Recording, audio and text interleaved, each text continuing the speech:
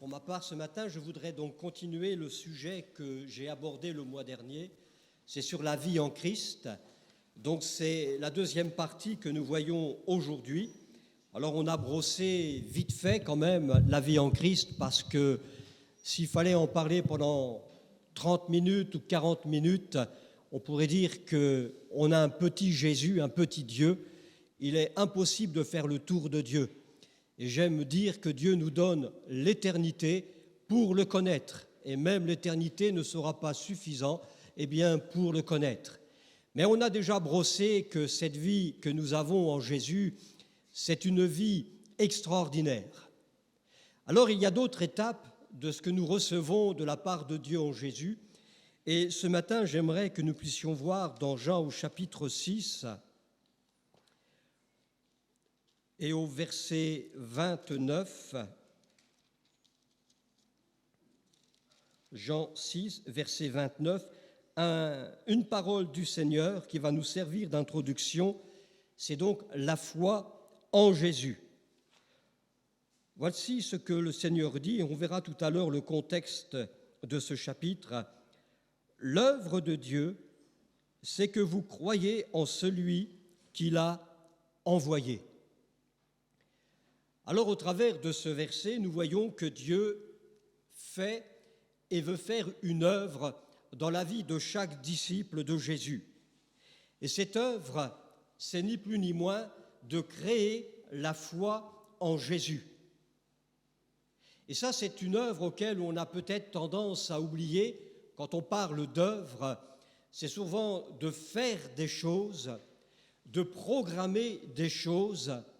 Mais Dieu, lui, il a un programme, il n'en a pas en fait 36, bien sûr, et de ce programme va engendrer, bien sûr, des bénédictions et des grâces, mais l'œuvre de Dieu par excellence, c'est de créer la foi en Jésus chez l'homme et la femme, et notamment chez le disciple. Et ça, c'est une chose auquel on ne peut pas y passer. Quand j'écoute ou quand je regarde, il m'est arrivé d'entendre des gens dire « Moi, je crois en Dieu, mais bon, Jésus, oui, c'était un brave homme, quoi. Hein.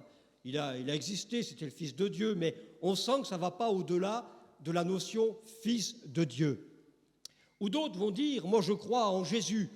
Enfin, Dieu, d'accord, mais bon, s'il était vraiment présent... » Donc, vous voyez déjà le dilemme, le problème que le monde peut avoir dans son esprit, dans son cœur, quand cela touche la personne de Dieu et de Jésus. Or, Dieu crée une œuvre, et au singulier, c'est la création de la foi en Jésus. L'apôtre Pierre, dans sa première épître au chapitre 1er, verset 21, il écrit ceci, « Par lui, donc en Jésus, croyez en Dieu, lequel l'a ressuscité des morts et lui a donné la gloire, en sorte que votre foi et votre espérance reposent en Dieu. » Pierre ajoute une seconde pierre d'édification pour notre vie, notre compréhension. Tout d'abord, nous voyons que si Dieu crée la foi en Jésus, il y a comme un aller-retour. Le fait de croire en Jésus, cela va m'amener obligatoirement à croire en Dieu. Pierre dit bien que par lui, en Jésus, et cette exhortation, croyez en Dieu. Car l'un ne va pas sans l'autre, ils sont liés, ils sont une et même personne, mais certes ils se différencient par leur œuvre, leurs actions. En effet, qui est monté sur la croix ? Ce n'est pas le Père, c'est le Fils. Et qui est en nous ? Ce n'est pas ni le Père ni le Fils, c'est le Saint-Esprit. Mais le mystère de la Trinité, ça aussi, ça déboussole bien des gens. Eh bien, Dieu est bien Père, Fils et Saint-Esprit, qui se manifestent dans différentes manifestations. Mais ce que je remarque également chez Pierre, c'est que le fait de croire en Jésus me conduit de croire en Dieu, Dieu qui l'a ressuscité des morts et lui a donné la gloire, en sorte que votre foi et votre espérance reposent en Dieu. Voyez-vous, c'est qu'il ne suffit pas de dire croire en Jésus, point final, mais le fait de placer notre foi dans le Seigneur Jésus, cela va élargir cette notion, cela va me conduire dans les profondeurs de Dieu. Parce que l'un et l'autre sont tellement liés que ma foi me conduit à croire en Jésus autant que croire en Dieu. Et ça, je ne peux pas dissocier les choses. C'est, je dirais, naturel et normal. Je remarque également que le verbe reposer est quand même intéressant. C'est que le fait d'avoir notre espérance qui repose en Dieu, c'est pas être tranquille, seulement tranquille, être en paix, ce qui en fait partie, bien sûr. Mais ici, le verbe signifie être. Je suis, arriver, exister. Alors le fait que Dieu crée en nous cette foi en Jésus et que Jésus nous conduit au Père, cela va créer chez nous l'existence. Cela va m'amener à cette vision de Dieu, cette même vision que Moïse a eue dans le buisson ardent lorsque Dieu se présente à Moïse comme étant « Je suis ». Dieu nous conduit vers celui qui est « Je suis celui qui est ». Le « Je suis » que Moïse a appris à connaître au travers du buisson ardent. Et puis il dit d'exister. En effet, sans Dieu, nous étions morts. On était sans existence, sans identité, sans cité. Mais en Jésus-Christ, nous existons. Dieu nous communique sa vie. Et de mort que nous étions, il nous rend la vie en Jésus. Et nous sommes aujourd'hui citoyens des cieux, du ciel, du royaume de Dieu. Et par extension, ce verbe signifie également « je viens »,« je serai », mais aussi « appartenir ». Alors le fait que le Seigneur nous conduit à croire en Jésus, il nous amène donc à croire dans toutes les promesses que Dieu a pu faire et qu'il accomplit dans la personne de Jésus. Parce que Jésus est celui qui vient. Et ça, c'est une certitude. Lui-même le dit. Quand je reviendrai, les anges eux-mêmes, au pied de la tombe, du tombeau de Jésus, ce Jésus que vous avez vu partir, il reviendra de la même façon. Mais il reviendra en gloire. Et puis, ce verbe appartenir me fait penser à cette parole de la Sulamite dans le Cantique des Cantiques. Quand elle parle de son bien-aimé, elle dira, mon bien-aimé, eh bien, il m'appartient, mais aussi je lui appartiens. Ils ne font plus qu'un, ils fusionnent ensemble. Ma vie, c'est celle de Christ et Christ est ma vie. Donc il y a vraiment cette harmonie qu'il y a donc entre le Fils et le Père et le disciple. Jésus lui-même nous exhorte à croire en Dieu et à croire en lui. Jean 14, verset 1er. Que votre cœur ne se trouble point. Croyez en Dieu et croyez en moi. Et placer notre foi dans ces deux personnes va nous amener bien sûr à une vie de sécurité, une vie de paix et de confiance. Alors la foi en Jésus, comprenons bien, c'est une œuvre de Dieu. Autant que je me souvienne, si je remonte à quelques années en arrière, je ne me suis pas réveillé en disant « Tiens, je vais croire en Jésus » ou « Oh tiens, je vais croire en Dieu, j'en ai envie ». C'est le réveil du matin. Non. Il a fallu donc une œuvre de Dieu. Je sais bien dans ma vie, comme dans la vôtre, si vous croyez en Jésus, c'est parce que Dieu a fait une œuvre en vous. Quelle est cette œuvre? C'est une œuvre de conviction, de péché, de justice et de jugement. Quand Dieu nous a convaincus de péché, que nous étions loin de lui, voués pour les ténèbres, l'enfer, qu'a-t-il fait? Il nous a automatiquement placés devant la personne et l'œuvre de son Fils Jésus. On ne se repent pas pour se repentir. La repentance est même une œuvre, une révélation de Dieu. Le Saint-Esprit vous convaincra. On ne s'est pas réveillé comme ça du jour au lendemain. Souvenez-vous le jour où vous avez été convaincu de péché. Qui a fait cette œuvre? Il y a eu bien sûr peut-être le message de l'Évangile, la prédication, le témoignage d'un frère, d'une sœur ou témoin d'un miracle qui a créé en vous une conviction de l'assurance de l'existence de Dieu. Et Dieu a créé cette œuvre en nous pour que nous puissions croire. Et c'est même une grâce de Dieu de croire en lui.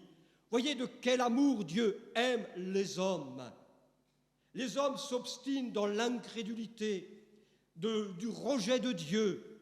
Mais Dieu aime tant les hommes qu'il a envoyé son Fils qui est dans le ciel, envoie le Saint-Esprit qui demeure en nous dans son Église. Et en tant que témoin, il œuvre encore aujourd'hui pour convaincre le monde de péché, de justice et de jugement. Ça, c'est encore la grâce et l'amour de Dieu qu'il a pour l'humanité aujourd'hui. Jésus n'est pas encore revenu, il vient bientôt. Alors il a encore temps d'œuvrer, Dieu veut encore œuvrer. Soyons ces canaux, ces vases de communication de la foi à un monde qui se perd. L'œuvre de Dieu, c'est que vous croyez en celui qu'il a envoyé. Dans ce contexte, nous voyons que dans ce chapitre, il y a la multiplication des pains et Jésus a également marché sur les eaux. Deux choses extraordinaires, deux manifestations de la puissance de Dieu, de la puissance de Jésus.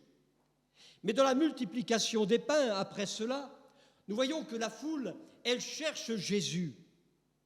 Et quand on lit le texte, on se dit, tiens, c'est un mouvement de foi qu'elle a cette foule pour chercher Jésus. Mais on désenchante vite lorsqu'au verset 26, Jésus va dire, en vérité, je vous le dis, vous me cherchez, non parce que vous avez vu des miracles, mais parce que vous avez mangé des pains et que vous avez été rassasiés. Finalement, vous avez reçu quelque chose qui ne vous a rien coûté, que je vous ai donné par grâce, par amour, je vous ai nourri. Maintenant, vous me cherchez, finalement, c'est pour le côté bénéfice, côté bénédiction. Et à un moment donné, cette foule a dit, oui, mais Seigneur, alors, quelles sont les œuvres qu'il faut faire pour plaire à Dieu? Dis-nous. Et c'est de là que le Seigneur va dire, mais l'œuvre de Dieu, c'est que vous croyez en celui qu'il a envoyé. Combien d'hommes et de femmes disent « je croirai quand je verrai ». Ces hommes ont vu le miracle de la multiplication des pains. Ils ont peut-être été témoins, même les disciples ont été témoins que Jésus pouvait marcher sur les eaux. C'est des éléments, humainement parlant, c'est impossible. Essayez, on coule. Je ne me suis jamais amusé à le faire, mais le peu de fois que j'ai pu aller à la mer, j'étais sur le bord. Je me suis dit, tiens, on va mettre le pied, peut-être que je vais flotter. Non, le pied s'enfonce, on ne marche pas sur les eaux. Jésus l'a fait. Il a voulu, au travers de ces signes, montrer qu'il était véritablement celui que le peuple attendait, le Messie promis. Mais la foule attendait plus que cela. Elle voulait encore des grâces et des bénédictions. Mais ils ont oublié, c'est l'essentiel, c'est la foi en Jésus. Croyons-nous en Jésus, en ce qu'il est, en ce qu'il a fait? La question nous appartient. Vous savez, Paul, l'apôtre Paul, avant d'être Paul, Saul de Tarse, c'était un savant des Écritures, mais sa connaissance était bien limitée, parce que si, malgré sa connaissance des Écritures, il avait su discerner le Messie au travers des Écritures, il n'aurait pas persécuté l'Église.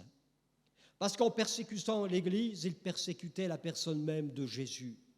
Il avait une connaissance charnelle, très limitée de la personne de Jésus. Et il lui a fallu pour ça quoi? Un miracle pour croire? Non. La révélation de Dieu de la personne de Jésus. Et il dira aux Galates, « Il a plu à Dieu de me révéler son Fils en moi. » Paul n'a pas eu besoin d'un miracle extraordinaire pour mettre sa foi en Jésus. Il lui a simplement fallu que Dieu fasse cette œuvre d'une révélation de Jésus dans sa vie pour croire.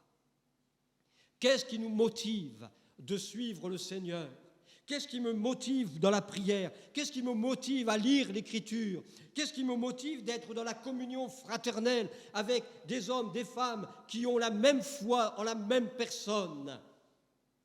C'est l'ambiance ou autre? Ou est-ce que c'est la foi commune que nous avons en une seule et même personne, Jésus-Christ? Si nous décrochons de cette réalité, nous coulons. L'Église va couler. Comment Jésus peut-il bâtir son Église si nous courons toujours à droite et à gauche à chercher du miracle ou à faire du spectacle en négligeant, en oubliant que Dieu fait une œuvre dans notre vie? C'est la foi en Jésus. Lorsque le Seigneur posera la question à ses disciples, « Vous, qui dites-vous que je suis ?» Alors il y a toutes sortes de réponses. « Ah, tu es Jean-Baptiste ressuscité, tu es tel prophète, etc. » Vous avez vu les idées que nous avons de Jésus. S'il fallait poser la question même là ce matin ou dans d'autres églises, quelle que soit la dénomination ou les gens du dehors, on aurait autant de personnes, peut-être autant de réponses. On a besoin de la connaissance de Jésus. Alors, à un moment donné, le disciple Pierre va dire « Tu es le Christ, le Fils du Dieu vivant ». Et après cette réponse, et seulement après cette réponse qui est juste, parfaite, et que l'Église doit confesser encore aujourd'hui, Jésus dira « Je bâtirai mon Église ». En un mot, il dit Pierre, sur cette confession, je bâtirai mon Église. Si aujourd'hui l'Église ne confesse plus Jésus-Christ, si aujourd'hui les prédicateurs ne prêchent plus le Seigneur Jésus, alors le Seigneur ne bâtira pas son Église. Il ne bâtira son Église que dans la mesure où nous continuons à confesser que Jésus est le Christ, le Fils du Dieu vivant. Et suite à cela, alors les signes, les miracles, les prodiges pourront venir parce que nous serons en bonne voie. Et Dieu confirmera sa parole par ces signes, mais jamais l'inverse. Ne cherchons pas par l'ambiance ou à vouloir des miracles si Jésus n'est pas le cœur, le centre, la tête de son Église.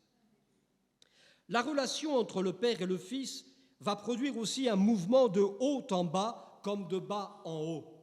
C'est un peu comme la vision de Jacob avec l'échelle où les anges montaient et descendaient.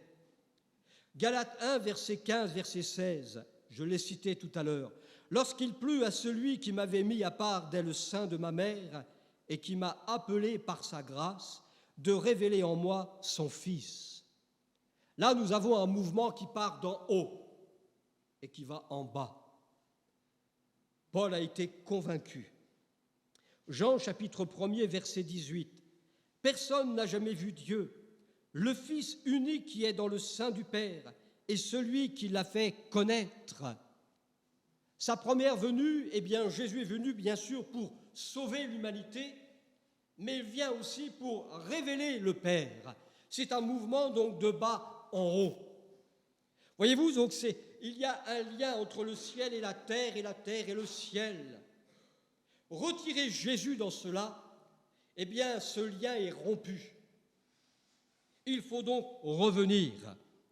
Jésus dira dans Jean 14, verset 6, « Je suis le chemin, la vérité et la vie, et nul ne vient au Père que par moi. » Alors on comprend maintenant l'importance de laisser le Seigneur de créer cette œuvre en nous, œuvre qui nous conduit à la foi en Jésus. Mais la foi n'est pas qu'une croyance en une personne. Bien sûr, ça en fait partie, c'est la base, ou en quelque chose. Mais pour aussi que cette foi soit efficace, il faut maintenant l'obéissance. Paul dira aux Romains, chapitre 1er, verset 5, « Nous avons reçu la grâce et l'apostolat pour amener en son nom à l'obéissance de la foi tous les païens. » La prédication de l'Évangile, c'est ni plus ni moins « Repentez-vous, car le royaume de Dieu est proche. » Prêcher l'Évangile, c'est bien sûr amener les gens dans une conviction de péché, qu'ils se repentent, qu'ils se convertissent. Mais il ne faut pas se limiter à une simple conviction. Combien vont dire « Oui, je suis convaincu que j'ai mal fait ». Mais se repentent-ils? Est-ce qu'il y a un changement de mentalité, un changement de vie? Oui, on peut être convaincu, mais rester dans l'état où nous sommes. Ici, l'apôtre, et on sent bien que dans son ministère de prédicateur, il a comme but, c'est d'amener en son nom, au nom de Jésus, à l'obéissance de la foi, tous les païens. Donc, si Dieu crée la foi en Jésus, il nous faut maintenant cette deuxième étape, l'obéissance en la personne de Jésus. Jésus n'a pas simplement été crucifié, mais il nous a laissé sa parole. Et il nous invite maintenant à être des enfants, des croyants, des disciples qui marchent dans l'obéissance de cette foi, de ce en qui et en quoi je crois. La foi, ce n'est pas simplement dire « oui, je crois ». Les corbeaux aussi croient. Mais où se limite ma foi? Est-ce que maintenant j'entre dans ce domaine de la foi? Nous voyons que le Seigneur, quand il dit « Eh bien, celui qui croira et sera baptisé sera sauvé », il y a donc aussi une responsabilité de celui qui croit, mais aussi un acte d'obéissance. Le Seigneur nous dit maintenant, va plus loin. On a besoin donc d'entrer dans une vie d'obéissance. C'est vrai que Dieu veut que tous les hommes soient sauvés, mais il leur donne aussi cette possibilité d'être sauvés en Jésus, par la repentance, la conversion, mais permettez-moi aussi d'ajouter l'obéissance. L'obéissance. Mais il faut que aussi les hommes placent en lui cette foi. Le disciple, maintenant, doit être un exemple de foi. La foi, je disais donc tout à l'heure, ce n'est pas qu'une simple confession, mais elle doit se voir dans mon obéissance. Nous devons être des hommes et des femmes d'exemple, déjà peut-être entre nous, mais il faut aussi que les gens de l'extérieur puissent voir des hommes et des femmes qui marchent dans la sécurité, qui ont une foi ferme, surtout dans les temps où nous vivons. Est-ce que nous sommes comme eux? Nous nous laissons entraîner par l'inquiétude, l'angoisse? Revenons simplement par ces choses élémentaires, mais combien importantes. Si nous voulons contaminer le monde, laissons le Seigneur créer cette œuvre de foi en Jésus. Ne laissons plus le monde nous contaminer par ses craintes, par ses peurs, par ces nouvelles que nous entendons semaine après semaine, qui ne sont jamais réjouissantes. Mais nous avons une bonne nouvelle. L'Évangile, c'est la bonne nouvelle de Jésus-Christ. Et nous avons vu tout à l'heure que le fait de croire en Jésus nous conduit à croire en Dieu, nous amène à une vie qui repose dans la paix et dans la confiance. Cela ne fait pas de nous, comme on dit, des autruches qui ferment les yeux ou qui la tête dans le sable. On est tout à fait conscient de ce qui se passe dans le monde. Mais nous avons besoin de laisser le Seigneur travailler en nous et d'être des exemples pour amener l'incroyant à se positionner quant au message de l'Évangile. Alors que notre foi aussi, des uns envers les autres, puisse aussi encourager celle peut-être qui passe des moments difficiles. Vous savez, Jésus va raconter une parabole dans Luc 18, versets 1 et 8. Il s'agit de ce juge inique. Et puis dans cette histoire, il y a cette pauvre veuve qui a certainement des difficultés, de grosses difficultés, puisqu'elle va jusqu'à voir la justice. Et ce juge qui est inique ne pense qu'à lui-même. Il n'a rien à faire des autres du moment que lui, on le laisse tranquille. Mais cette femme, il nous est dit, elle insiste, elle va opportuner, elle va déranger.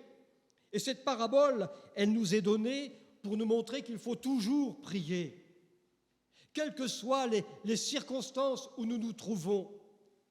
Et si on réfléchit un peu sur cette parabole, cette femme, elle est dans des difficultés.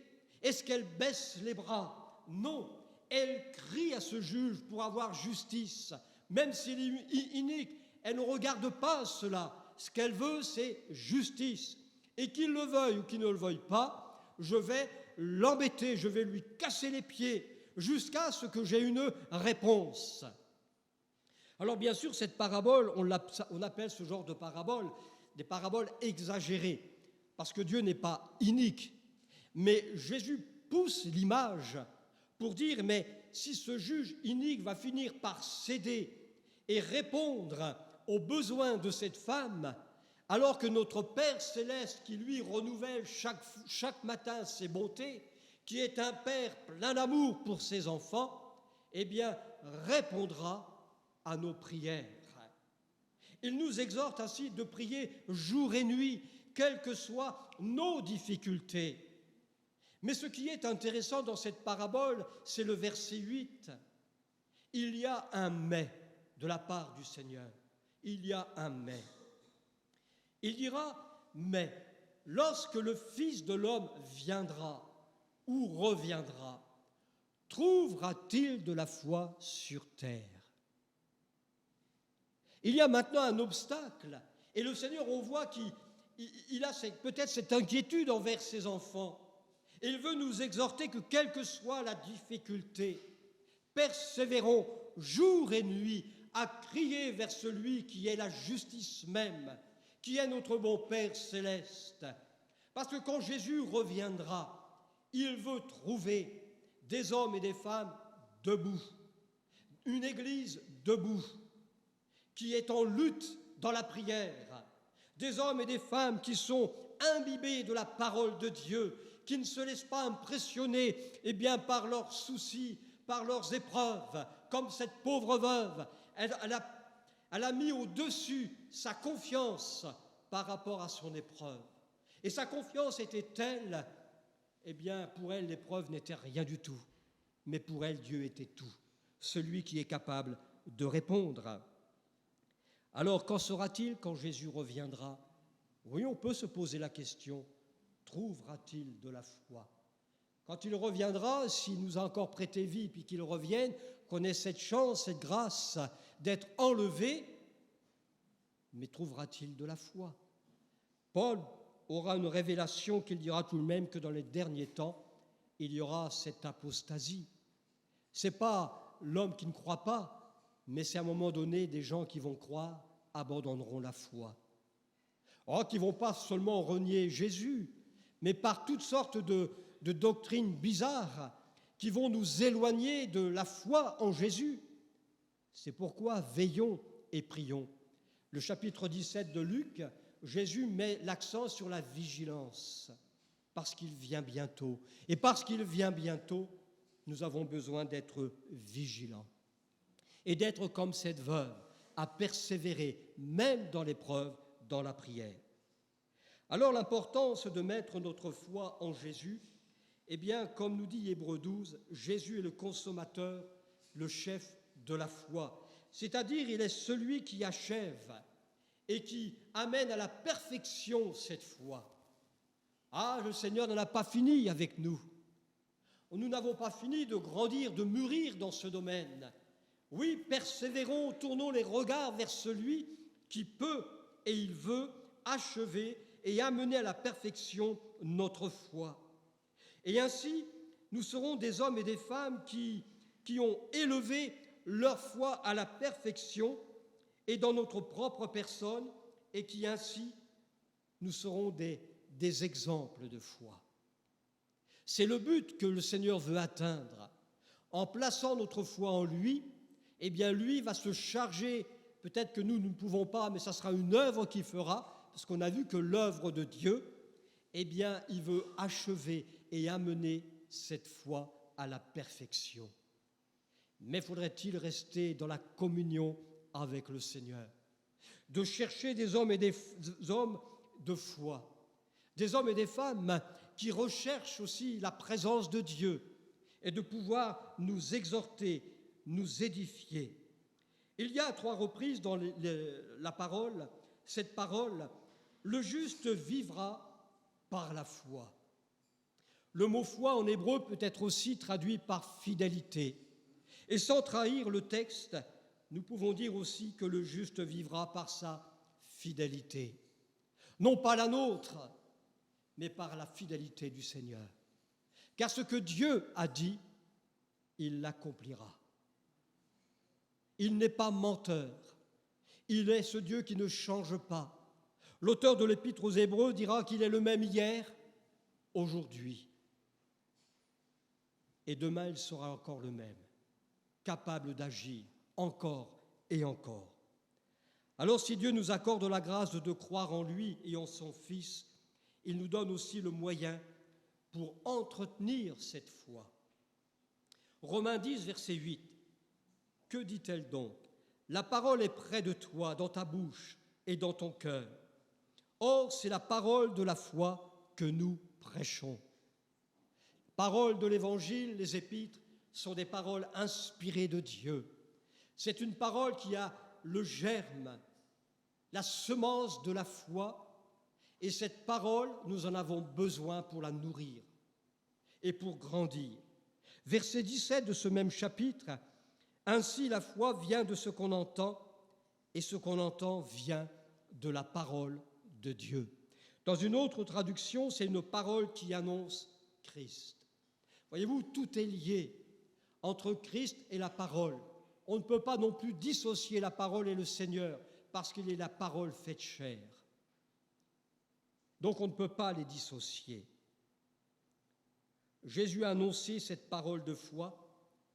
L'apôtre Jean dira dans Jean 20, verset 31, « Ces choses ont été écrites afin que vous croyiez que Jésus est le Christ, le Fils de Dieu, et qu'en croyant, vous ayez la vie en son nom. » Et j'attire votre attention sur ce verset. Jean reprend la même confession que Pierre, qu'il est le Christ, le Fils de Dieu. Le but des Écritures, donc, ce que nous lisons, ce qui est écrit, a aussi ce but de nous ramener dans cette confession de Pierre, « Tu es le Christ, le Fils du Dieu vivant. » Du début jusqu'à la fin, jusqu'au retour de Jésus, le message de l'Évangile ne changera pas. Le prophète Jérémie dira de ne pas nous éloigner, de ne pas nous abandonner, d'abandonner les anciens sentiers. Ne trouvez-vous pas qu'aujourd'hui, l'Évangile, on va dire, est peut-être prêché, mais on insiste tellement sur du spectaculaire, où c'était comme si on essaye de vendre quelque chose, mais nous n'entendons plus le message de la croix. On n'entend plus le message de la repentance, de la conversion. On n'exhorte plus les gens, non plus à pleurer sur leurs péchés. Certains vont rire dans les prédications, mais on ne pleure plus sur les péchés. Il n'y a plus de conversion flagrante où les gens tombaient à genoux et pleuraient. Et c'est pas si loin de cela, il y a une trentaine d'années, dans les réunions, nous voyons des gens qui étaient véritablement touchés par le message de l'Évangile. Ils pleuraient sur leurs péchés et se convertissaient. Parfois, je me demande, est-ce que nous ne faisons pas plus des adhésions que des conversions? Vous avez la semence, la parabole de la semence. À un moment donné, cette semence, elle tombe sur un terrain. L'endroit est pierreux, mais peu profond. Alors, on reçoit cette parole avec joie. Et puis, quand viennent les soucis, il n'y a plus rien. On abandonne. Pourquoi? Faute de racines, faute de fraîcheur. Alors, si on commence à abandonner les anciens sentiers, finalement, la prédication de l'Évangile dans sa simplicité, on peut finalement planter dans des cœurs pierreux, où la parole ne prendra pas racine, il n'y aura pas de profondeur. Et quand il y aura le souci de ce monde ou autre, au moindre faux pas, on abandonne. On reçoit avec joie, peut-être, mais voyez-vous, la joie n'est pas forcément un signe de conversion. C'est parce que c'est vrai, il y a une joie, mais après. Parce que dans la conversion, il y a le avant, il y a le pendant, mais il y a le après. Où j'en suis aujourd'hui avec le message de l'Évangile.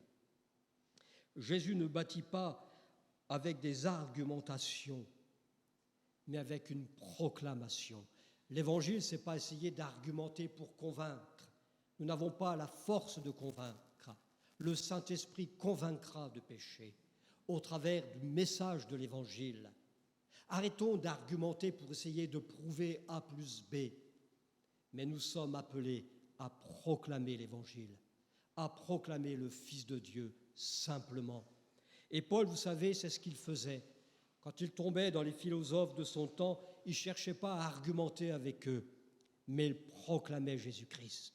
Il proclamait l'évangile et ça remuait. Ces gens étaient tellement troublés, ils disaient, bon, écoute, on verra plus tard, on discutera là-dessus. L'évangile est bien au-dessus de tous nos raisonnements.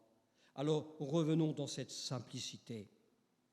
Ces hommes, dans l'évangile, qui cherchaient peut-être à avoir la vie éternelle au travers des Écritures, Jésus dira, mais vous sondez les Écritures, parce que vous pensez avoir en elles la vie éternelle, eh bien, ce sont elles qui rendent témoignage de moi.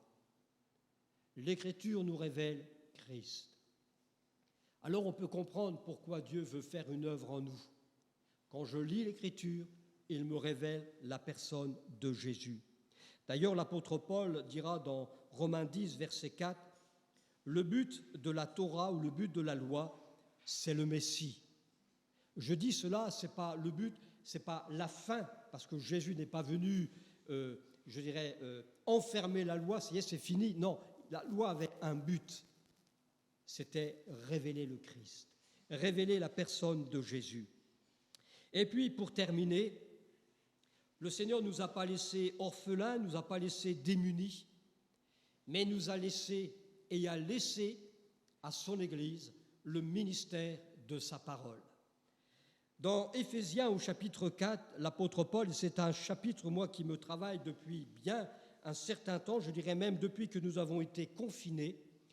Pourquoi je mets beaucoup l'accent sur un retour à la parole, un retour sur une vision de Jésus-Christ, et ça sera ainsi tant que j'aurai cela sur le cœur, et de vous inviter à lire vraiment ce chapitre, Éphésiens chapitre 4, parce que l'Écriture nous dit que Dieu a fait des dons aux hommes, il a fait des dons à son Église. Au milieu de son peuple, il a pris des hommes qu'il établit dans et pour son Église. Je dis bien dans et pour son Église. Ce sont ces ministères qui sont décrits, qui va l'apôtre, le prophète, l'évangéliste, le pasteur, le docteur. Ainsi, Paul présente 5 ministères. Mais quand vous lisez attentivement, vous voyez que ces 5 ministères, finalement, ils sont un.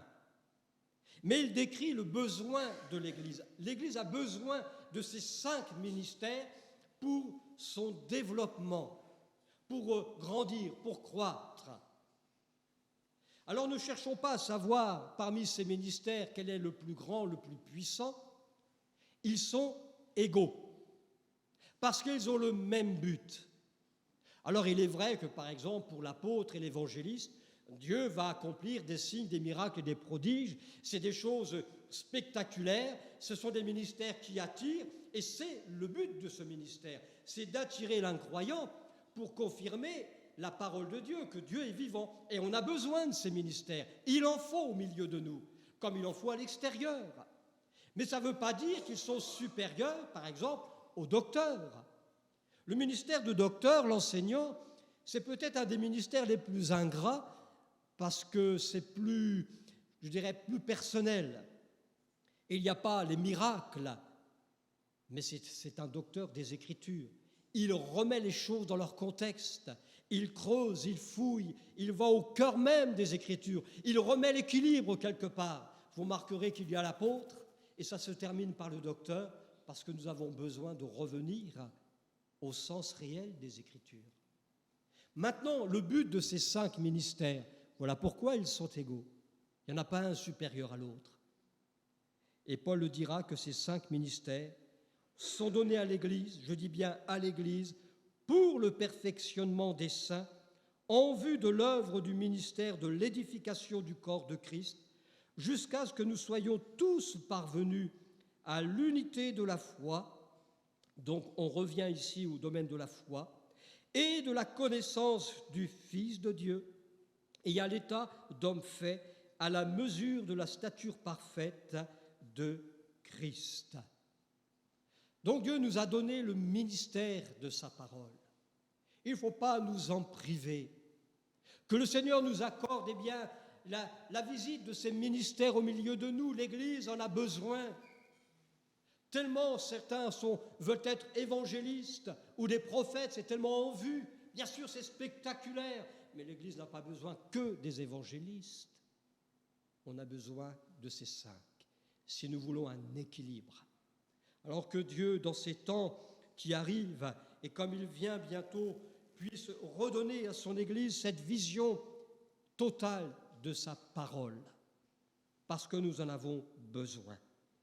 Et remarquez bien que dans l'évangile de Jean, avant de présenter la personne de Jésus comme étant le Fils de Dieu, Dieu fait homme, eh bien il commence ainsi. Au commencement était la parole, et la parole était Dieu, et la parole était Dieu. Elle était au commencement avec Dieu. Il rappelle tout simplement que le Fils de Dieu est venu en chair. Il est la parole. Alors nous ne pouvons pas nous en priver, mais au contraire, mangeons cette parole inspirée, parce que nous en avons besoin afin que notre foi en Jésus soit nourrie, elle soit ferme, quels que soient les soucis, les épreuves que nous pouvons connaître aujourd'hui. Rappelez-vous cette pauvre veuve qui elle a importuné ce juge inique jusqu'à ce qu'elle ait satisfaction. Dieu est-il unique? Non. Il est notre bon Père céleste.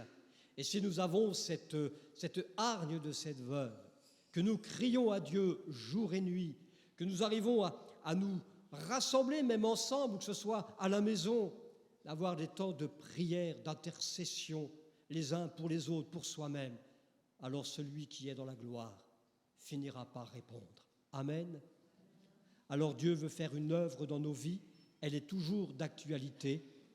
Eh bien, c'est que nous croyons en celui qu'il a envoyé, Jésus-Christ. Amen. Prions quelques instants.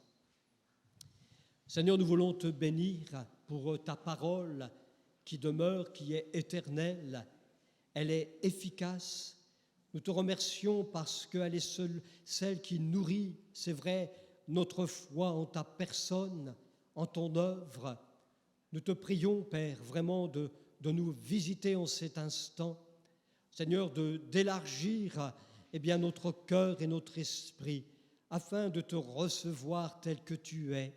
Seigneur, combien nous avons besoin, oui, de revenir à la base, à la source, parce que tu es le Fils de Dieu, tu es le commencement et la fin de toutes choses, parce que tu es celui qui vient bientôt. Seigneur, merci de nous visiter. Vraiment, nous avons besoin de remettre notre foi en toi, en ta parole, en ton œuvre. Seigneur, que ce ne soit pas quelque chose qui est d'actualité pour aujourd'hui, mais que demain, nous puissions nous souvenir que tu es dans le ciel, dans la gloire, et que tu interviens encore, et que tu interviendras encore et encore, parce que tu es celui qui ne change pas. Seigneur, merci de visiter et de bénir chacun et chacune ici ce matin, de les raccompagner, et que cette semaine, tu puisses répondre aux besoins, encourage et exhorte dans le nom de Jésus. Amen. Amen. Merci Seigneur.